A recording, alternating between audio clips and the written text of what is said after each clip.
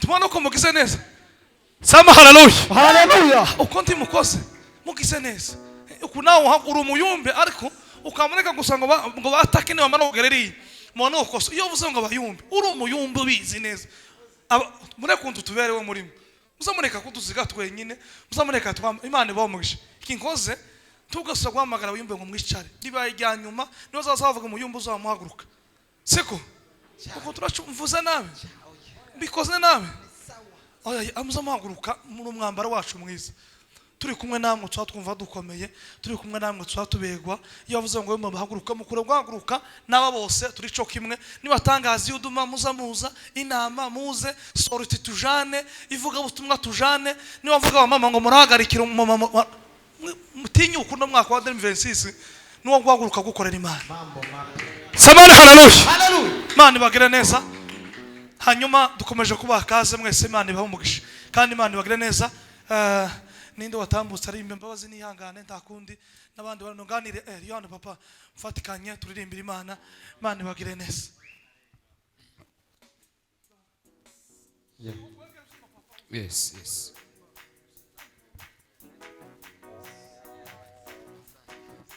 Yes, yes, yes. Yes.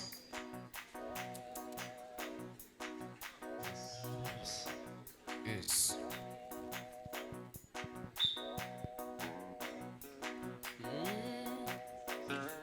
Aiwe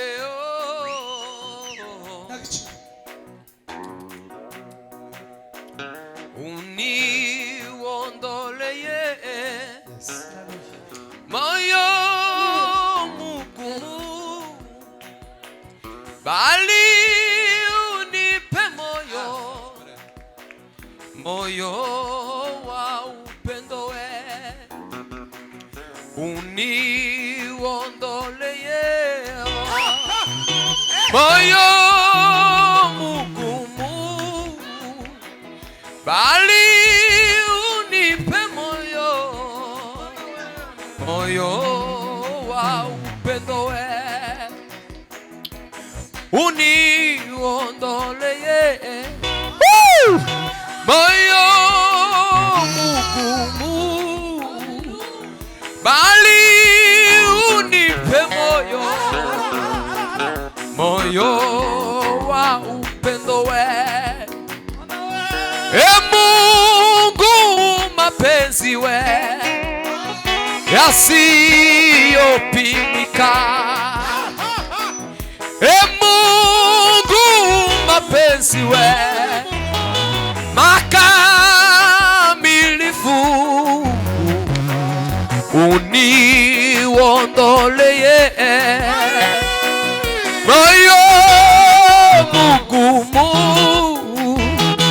bali unipe moyo we moyo wa upendo niondoleye uniondoleye moyo mugumu bali unipe moyo wa upendo niondoleye uniondoleye moyo mugumu bali unipe moyo wa upendo niondoleye manishimwe moyo mugumu mugumu, bali unipe moyo, moyo wa upendo, uniondoleye moyo mugumu, bali unipe moyo, panapo upendo, panapo upendo, yote ni salama, ai panapo upendo, haleluya, panapo upendo, yote ni salama, panapo upendo, uniondoleye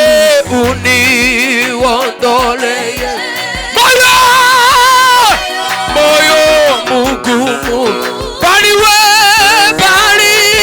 unipe moyo, uniondoleye moyo mugumu, bali unipe moyo wa upendo. Yesu we shuti yanjye ushimwe, wewe wampinduye umwana w'isezerano. Yesu we shuti yanjye ushimwe, wewe wampinduye umwana. Yesu we shuti yanjye ushimwe, wewe wampinduye umwana w'isezerano. Tarindi zina ryadukiza ibyaha, tarindi zina munsi y'ijuru ntabwo twabona. Yesu we shuti yanjye ushimwe, wewe wampinduye umwana w'isezerano. Tarindi zina ibyaha, tarindi zina munsi y'ijuru. Yesu we shuti yanjye ushimwe, Yesu we shuti yanjye ushimwe, wino mose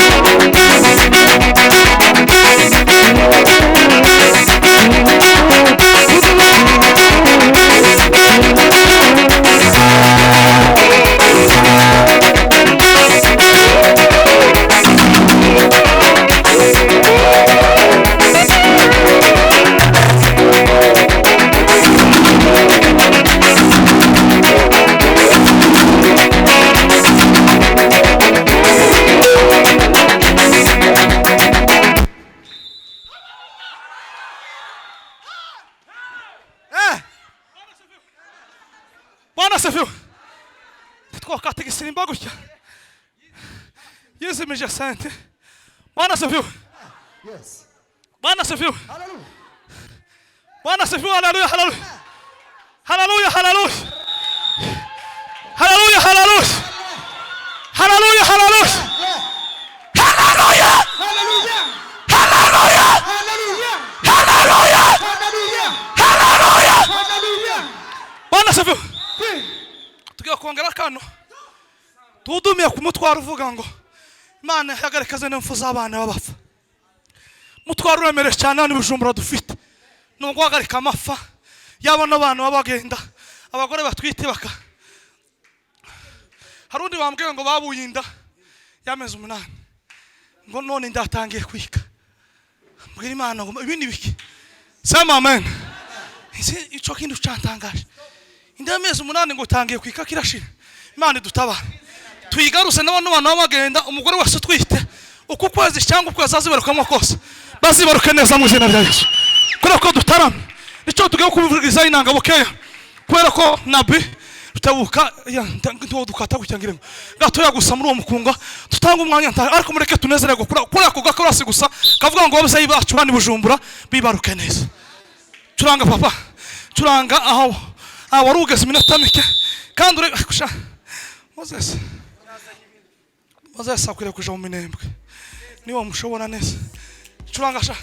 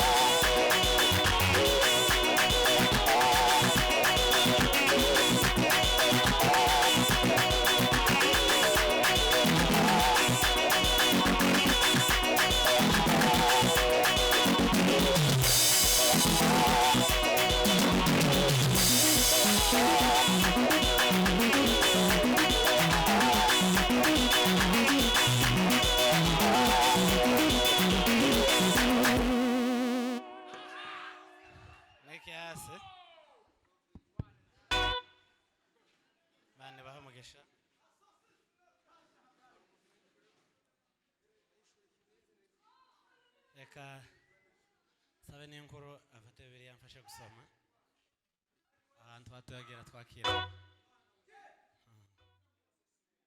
akira fata mikrofone usome kire ibintu bigende neza. Bwana asifiwe. Haleluya. Muranezerewe? Mvuge cyane ngo amen. Amen. Subizamo akandi gato.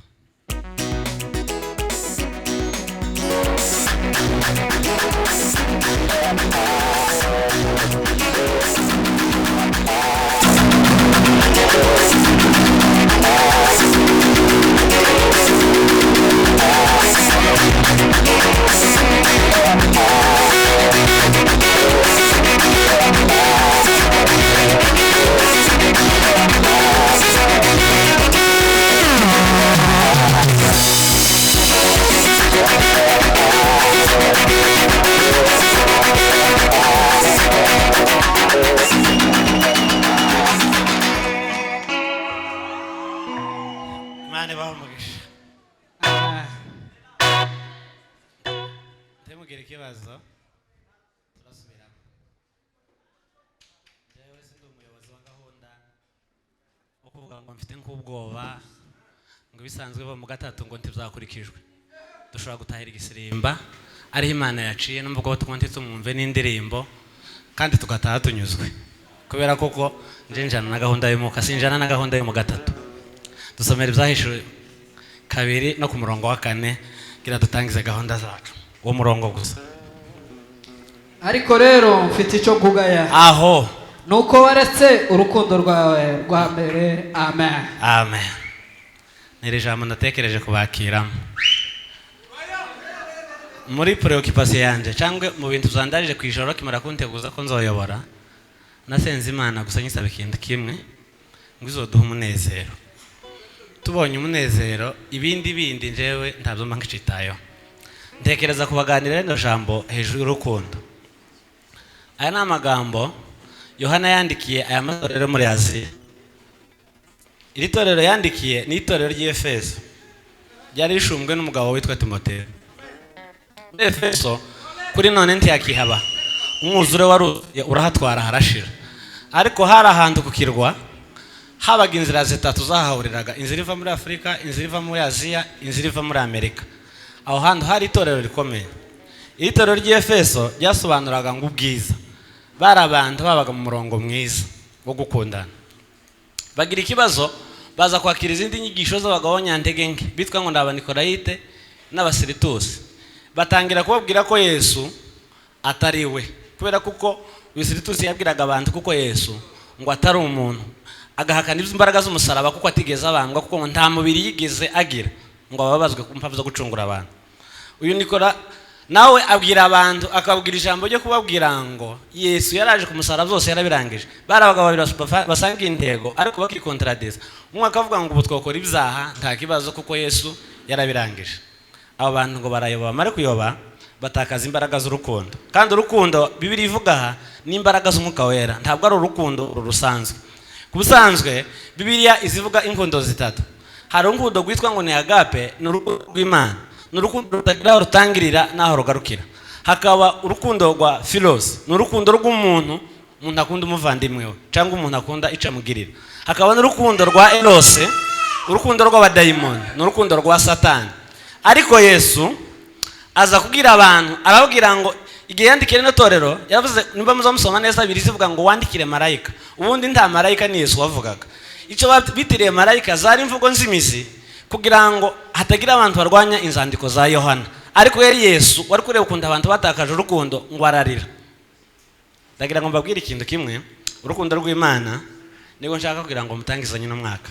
Edingo yatubwirije ijambo ejo bundi numva ndabitahuye mpata no kugira ngo mbasobanurire ijambo.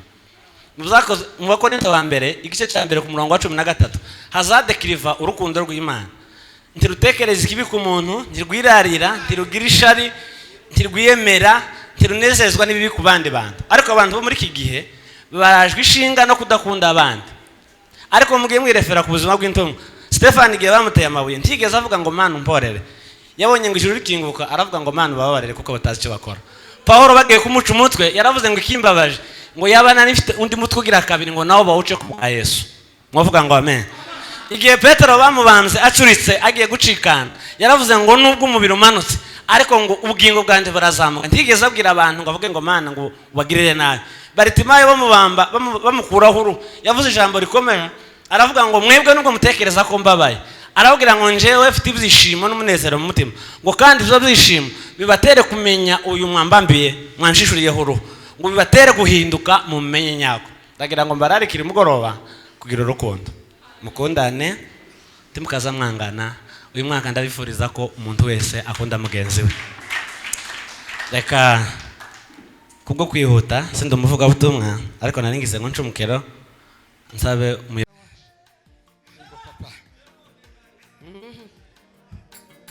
mubwira abantu iby'ijuru iby'ururutse imitima muvuge ko bahiriwe muvuge ubundi buzima abafite imvune mubasindagize duhire ku ibendera ibasha kuturengera. Mubwira abantu iby'ijuru iby'ururutse imitima muvuge ko bahiriwe muvuge ubundi buzima abafite imvune mubasindagize duhungire ku ibendera ibasha kuturengera. Tumaranisha imibabaro kubwira n'ibi byanditswe kuko mu gicuku cya nyuma aribwo twe tuzarema turirimbe za ndirimbo zihumure nyuma y'ibihe n'ibicu hari ubundi buzima we. Nimba mwarasogonge mukamenya kwagira neza ngaho mwegare yantebe muvuga ibiri ku mutima turirimbe zindirimbo zihumure nyuma y'ibihe n'ibicu hari ubundi buzima we. Nyuma y'ibihe n'ibicu hari ubundi buzima Mana we. Nyuma y'ibihe n'ibicu hari ubundi buzima we.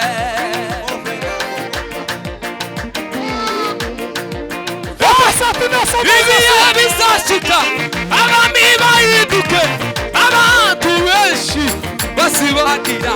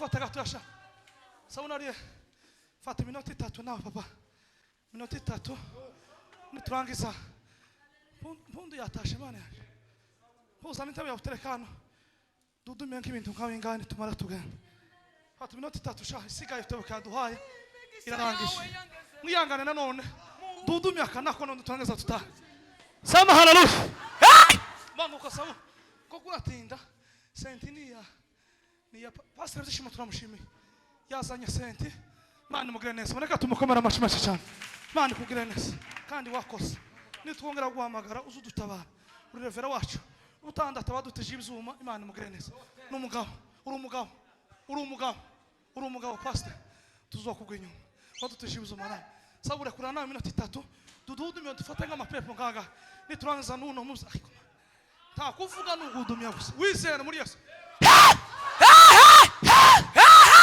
sawa banguka banguka sawa banguka sawa ayiwe imigisha yawe yangezeho ujoje niyumvisaga eba bawe ko mbona bindense ibyo ukorera mfite ijambo ry'Imana mutima warakoze imigisha yawe yangezeho ujoje niyumvisaga eba bawe ko mbona bindense ibyo ukorera mfite ijambo ry'Imana mutima warakoze we